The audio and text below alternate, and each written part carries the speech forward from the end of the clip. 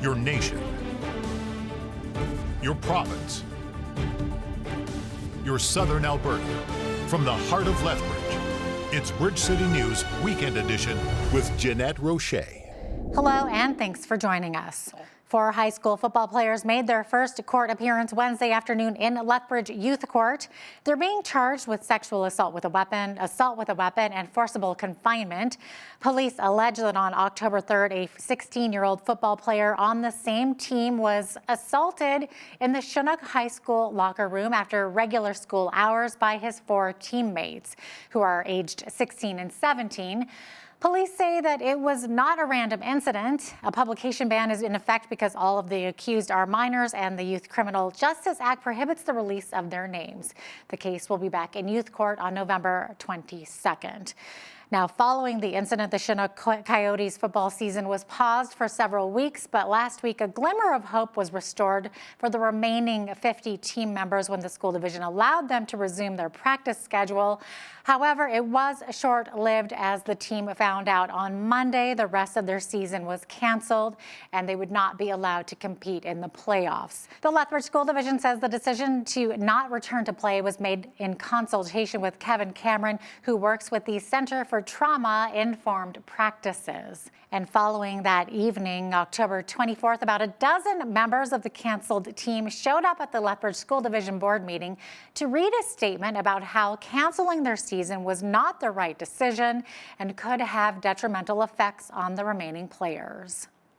One by one, they filed in, about a dozen members of the Chinook High School football team, along with some parents and grandparents, to address the Lethbridge School Division Board during their meeting Tuesday evening. Speaking on behalf of the team, Aidan Fletcher, one of the team captains, took to the mic to tell the board and Superintendent Mike Nightingale that the decision to cancel the Chinook Coyotes season has hurt innocent players.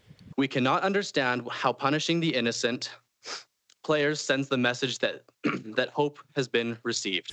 We came down because we feel it's a bit of an injustice done to our team, and it was all in the name of public satisfaction, safety for the players, when everything involved with that was the exact opposite. Nothing did more emotional damage for the boys than shutting down their football team. Some had scholarships and post-secondary opportunities, which could now be jeopardized. Many of the boys who did nothing on the football team have had their opportunities stripped from them. They're not going to look at our talent. They're going to look at the logo on the side of our head and brush us off. Team members say they collectively have been threatened, called rapists, and have had their names and addresses posted online. They look at all the boys differently. They look at us as though we're monsters. Anybody who associates with the name Chinook has been threatened.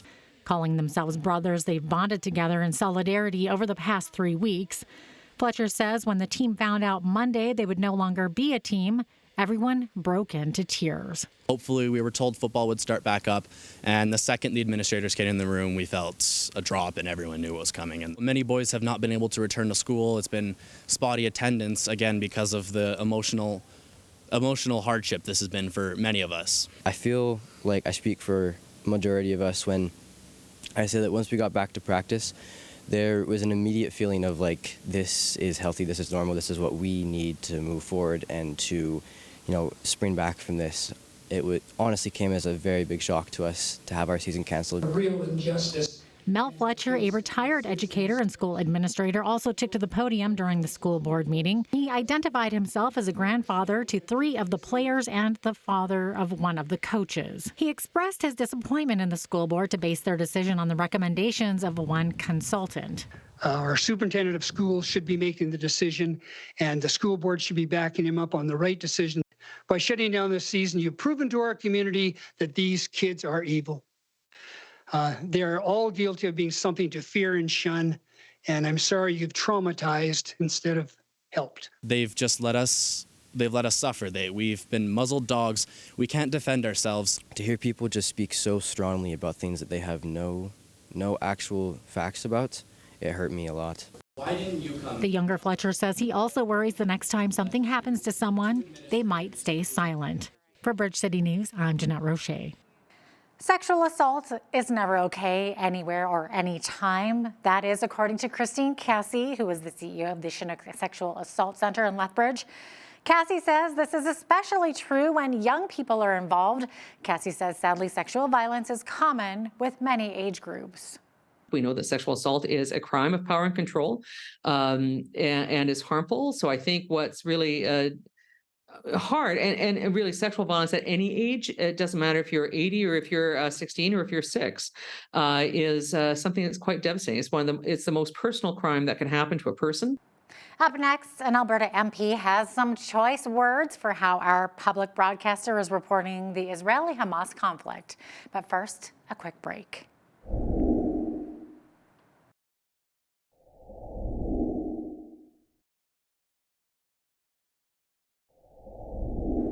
Lethbridge MP Rachel Thomas does not appear to appreciate the way our public broadcaster, the CBC, is covering the Israel-Hamas war. Thomas says the CBC is spreading dangerous, quote, disinformation promoted by Hamas. She has put forth a motion in the House of Commons condemning the CBC, which refuses to refer to Hamas as a terrorist organization and is demanding an apology to the Jewish community and all Canadians. The CBC is spreading dangerous disinformation promoted by Hamas. Remember, just a week ago, there was a supposed Gaza hospital airstrike that was launched by the Israelis. At least this is what was reported by the CBC. Well, now we have the Prime Minister of Canada, the Minister of National Defence, the Intelligence Agency for Canada, the United States, the United Kingdom, and France have all confirmed that this is a lie. It's not true. And so to generate this false narrative that a rocket was launched by Israel is incredibly dangerous, when in fact it was a rocket that was misfired by the terrorists intended for Israel. And it wasn't a hospital that it was bombed, it was actually a parking lot. Now, spreading this type of dangerous disinformation, of course, advances anti-Semitic behavior and belief among Canadians. It's dangerous to behave in this way. But the CBC hasn't come out with an apology. So today I'm going to committee with my Conservative colleagues, and I'm demanding that the CBC issue that apology that the Jewish community and all Canadians deserve. The Crown has dropped a bail violation charge against Medicine Hat's Tamara Leach, who was one of the Freedom Convoy organizers last year in our nation's capital. Prosecutors say it will free up court time to deal with her main criminal trial. Leach and Chris Barber, who is from Swift Current, Saskatchewan, face charges of mischief, counseling others to commit mischief, intimidation, and other offenses. Last week, the trial of Leach and her co-accused Barber stalled after the defense demanded more information about a software upgrade that wiped the data from the phones of at least 2 police officers after the protest. Chris Carber, who was infamously known as one of the Coots Four, has had his bail hearing adjourned to November 8th. Carber, along with Christopher Lysak, Anthony Oleanick, and Jerry Morin, have been in jail for more than 20 months. They were arrested during the Coots border blockade in 2022 and face various charges, including conspiracy to commit murder of RCMP officers. Marco Van Hugenbos, a Fort Macleod town councillor, has been following the trial quite closely. He says Carber should have received bail long ago. We have a situation where the accused is looking to go for bail based on the initial accusations of terrorism, extremism, allegations of conspiracy to murder RCMP officers, connections to Diagolon being the initial base, the grounds for bail being initially denied. In the ITOs and in the disclosure that has been shared with the accused up to date, there is no connection to those initial grounds. Alberta Premier Danielle Smith is standing by the $334 billion amount her government thinks Alberta should get if it leaves the Canada Pension Plan. Smith says the federal government and a CPP investment board have both declined to give Alberta their interpretation of what that number should be. Economists and the CPP board say the amount Alberta would get would be at best half of what it says it should get and likely lower. Smith is reiterating that until that transfer number is nailed down, she will not ask Albertans to vote in a referendum on leaving the CPP. Meanwhile, the opposition NDP have been quite vocal about Smith's plan to leave the CPP. Gurindo Brar, NDP critic for small business, says it could have detrimental consequences on Canadians.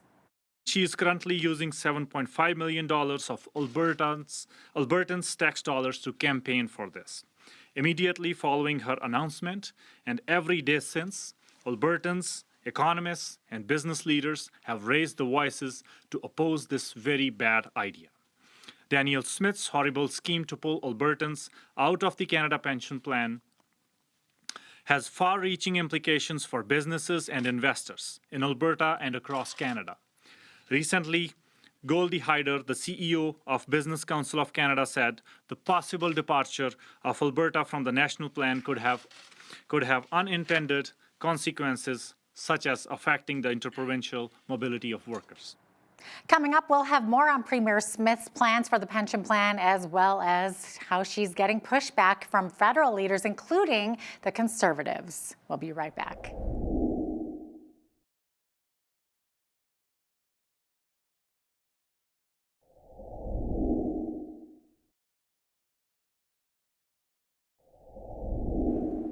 Well, it seems Alberta has been getting some pushback from federal leaders about the potential of the province pulling out of the Canada Pension Plan. It appears Tory leader Pierre Poilievre and Prime Minister Justin Trudeau are actually coming to agreement on this one issue. Neither would like to see Alberta go its own way on the pension plan issue. Here's BCN's Hal Roberts and political reporter Tyler Dawson with more. Tyler, you say the pushback Premier Smith is receiving on Alberta potentially leaving the CPP is both good and bad? I think so. You know, I think there's the one way you could look at it is if Danielle Smith can make this sort of a Trudeau's trampling on our rights sort of situation, that could help her in terms of building up some popular support for this. On the other hand, you know, both Poilievre and Trudeau getting involved in this, that's really going to raise the awareness of it for people, you know, right across the country. And of course, this isn't one of those things that just affects Albertans. You know, if Alberta leaves the Canada Pension Plan, that's going to have impacts on people in Ontario and in Nova Scotia and New Brunswick and all that. So a little bit of a double-sided sword here. You know, I think Poilievre's statement is probably the more interesting of the two. It was always, Trudeau was always going to oppose this, I think, and there's maybe a little bit of an open question how Poilievre was going to respond.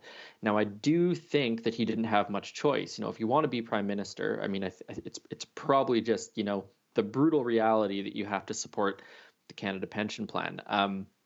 And frankly, he's not going to win or lose the next election based on how Alberta votes. So he doesn't really need to be all that pro-Alberta pension plan because he needs the votes in Ontario and in the Maritimes and things like that. So the real political calculus for the Conservatives, I think, is that maybe they even like this idea, but they need their votes somewhere else. And Trudeau, of course, as prime minister, his statement's quite interesting because it raises the question of, well, what are they going to do? You know, are they going to change the legislation, for example, to modify the withdrawal formula or strategy? Are they going to go to the courts in some fashion? Is this just going to be a bully pulpit thing where they say they're going to stick up for the CPP in hopes that builds up some of their support in some of these areas where Poilievre's really pulling ahead of them? So lots of interesting things happening politically there. Do any of those things change what's happening in Alberta? I think the answer is probably no. You know, the consultation that the government's doing is ongoing. The consultation that the New Democrats are doing is ongoing. People are talking about it on TV. People are writing about it in the newspapers. The debate is very much ongoing. Healthcare has also been on a lot of people's minds, especially with the return of mask requirements in many medical facilities and the first tentative step towards decentralizing again. Let's chat a bit about that. Yeah, so this is, you know, I was out with some friends on the weekend and they said, decentralizing AHS, is that the first time they've ever done this? That sounds weird. And I said, well, no, they've, you know, tried this and gone back, and they must have done it at least once, maybe twice in the last 15 or 20 years. So maybe going down that road again. I think the question is going to be how much does this get decentralized, or just, you know, what sort of larger powers of decision making maybe get delegated to these more regional health boards. But, you know, the big thing that's come out thus far is not necessarily a decentralization thing, although that's certainly a priority, but it's actually trying to find ways for frontline doctors and nurse practitioners to see more patients.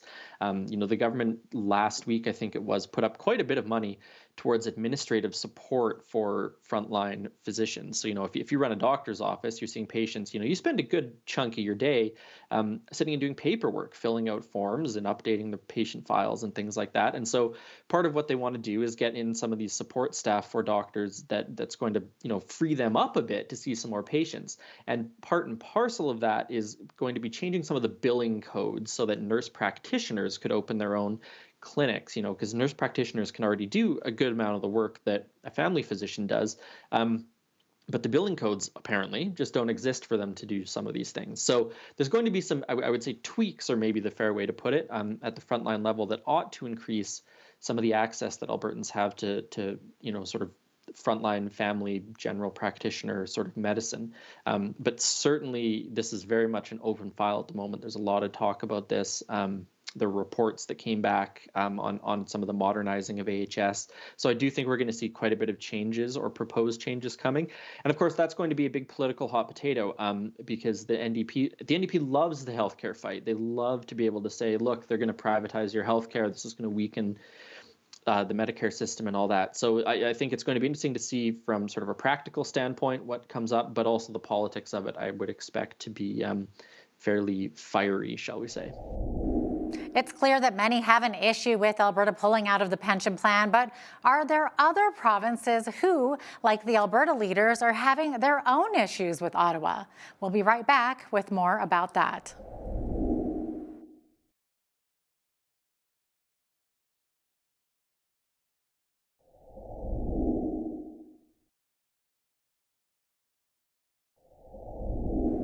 Welcome back. With all the talk in the news lately of Alberta forging their own pension plan, one might ask if other provinces are having trouble coping with their relationship with Ottawa. Can Alberta lead the rest of the provinces not away from Ottawa, but help all bargain for a better deal with the federal government? Here is David Lease, host of Leaders on the Frontier, and Alberta Prosperity Project founder Dennis Modry. You're really challenging us to look at the relationship between the federal government, not just the relationship with the province, namely Alberta, but all provinces, and say that this relationship isn't working anymore, and it matters to us because it's about freedom and prosperity. Is that it? That's in essence it. And we felt very strongly that Alberta was in probably the strongest position to drive the agenda of fixing this dysfunctional relationship that Alberta and other provinces have with Canada. Now, if you take in Alberta and in any province, what can a province do that does not require opening and changing the Constitution? It can take control of policing, such as has occurred in Ontario and Quebec. They have their own provincial police force. It can take control of policing, pensions, immigration, employment insurance, provincial tax collection. Well, why take control of pensions from an Alberta perspective? Because we overfund the pension plan by $3 billion a year. Why would we want to take control of employment insurance? Because we overfund it by $1 billion a year. Why do we want to have control of immigration? Not dissimilar to Quebec, right? We want to be able to ensure that immigration meets the needs of the region. And it doesn't mean to say that we don't have a heart for people that are displaced, but that has to be controlled. Wow. And the way the federal government is operating right now, it certainly isn't controlled. But what can't we do? What requires leverage that Albertans want? Well, we can't take control of federal taxation. He who has the gold rules. We give $60 billion a year to Ottawa through federal taxes. We get back 23. What's that 33 used for? Because we didn't get a cent of it in return. So it's used for virtue signaling causes that don't align with what Albertans want to see happen. So the bottom line here, Dennis, is that your vision is really quite an ambitious one that says Albertans want to take better control of their own province so it reflects the needs and aspirations of that community. Is that the bottom line? Well, that is the bottom line, and there are a number of things that require leverage in order to achieve that objective. Now, when you say leverage, do you mean gaining control, or I think that word would be foreign to our audience. What do you mean by leverage? Leverage means right now we have an imbalance of power between the federal government and the provincial government. How do we solve that imbalance of power? When we want something, we talk from the federal government. Let's say we want to end equalization, which is a good metaphor to deal with all of the things that we would like to see happen. So we had a referendum in Alberta, right? And in 2020, October of 2020, and that referendum was supported by the populace. And I should just clarify, what is equalization and what was the referendum about? Well, that was equalization was a process that was started in 1957, and it was legislated into law at that time. And from 1957 to 1965, Alberta was the recipient of funds that came to help build Alberta at that particular time. So equalization really is a concept in which funds from wealthier provinces are transferred to poorer regions so that they have similar social programs, similar opportunities. Well, it's like everything, things can get abused. And so between 1965 and this date, nearly $700 billion has left Alberta, for which we've not received a cent in return. Well, last week brought us lots of sunshine with warm weather and fall colors. However, this past week, southern Alberta got hit with a winter wonderland where we experienced a ton of snow. We're joined by the editor of the Old Farmer's Almanac magazine, who happens to be an expert on the topic. He'll provide insights and preparation tips for the upcoming changes in weather patterns. Stay tuned for that informative discussion. But first, a quick break. It's cold and snowy almost the entire country, the exception being Vancouver, down in southern BC, over there, colder and drier.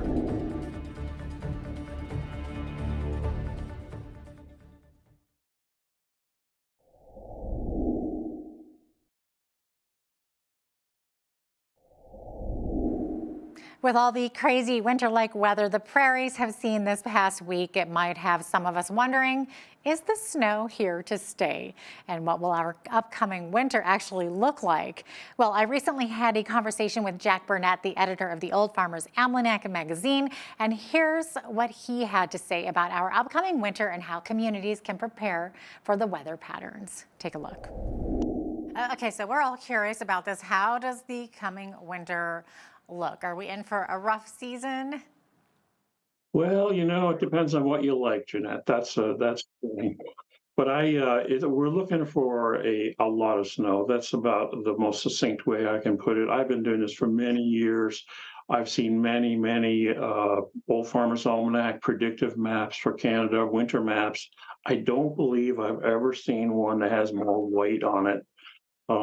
It's cold and snowy almost the entire country.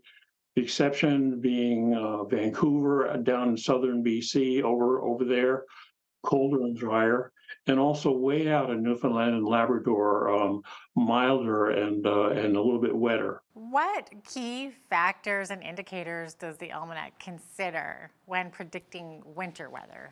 As I mentioned, there are those three factors that we always take into account. But as you know, one of the main drivers of weather in North America and Canada is no different, perhaps even more so, are the ocean currents. So the ocean currents off the west coast of South America and northern South America and Central America are really important to where the air masses, the warmer air masses of the south meet the Arctic mass, off BC or wherever it happens to be.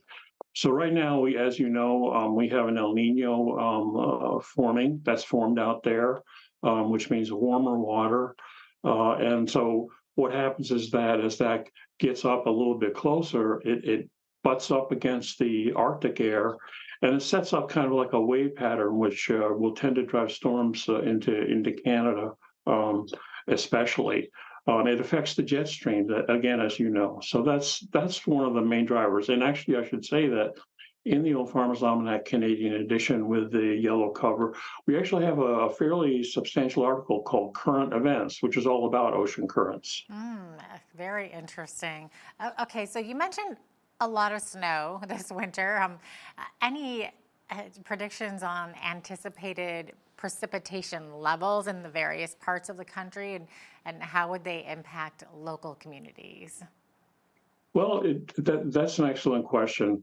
You know, there's lots of detailed data in the Old Farmer's Almanac Canadian edition. I don't mean to, dodge your question, but it would take us, like an hour to get into it. Of course. But I think the one thing that I've noticed is that as far as the severity of the winter goes, in the prairies, Alberta is going to see really the brunt of it. It's going to be ever so slightly less hardcore as we move east. So a little bit, tiny bit less severe in Saskatchewan, tiny bit less severe than that in Manitoba. That's really kind of the only trend that I've been able to spot. Okay, so Alberta is going to get the brunt of the dump, basically? That's right. Well, that's one way to put it. I'm going to have to remember that. So basically wax up your snowboard and your skis. It'll be a pretty good season. Yeah, right. Make sure that, the handle is still attached to your shovel. Make sure your snowblower is tuned up. Here in southern Alberta, where I am, we get a lot of those Chinooks, and we kind of pride ourselves on the fact that we don't always have to deal with all the snow that even Calgary and Edmonton are dealing with up further north. So in terms of southern Alberta, that's a very specific question for you, but you still think we're going to get dumped on, huh? I do. As I said, the one of the two like outlier spots is over, just right over in southern BC, and where it's not going to be quite so snowy. So how that whether that sort of bleeds over into southern Alberta, it's hard to say, but I don't think so. I think there's going to be a number of storms blowing down out of the mountains. Coming up after the break, the secrets of how an intricate corn maze is designed, and I take you on a tour through a haunted house. Well, maybe it's just a Halloween fundraiser, but it was still scary just the same. Stay with us.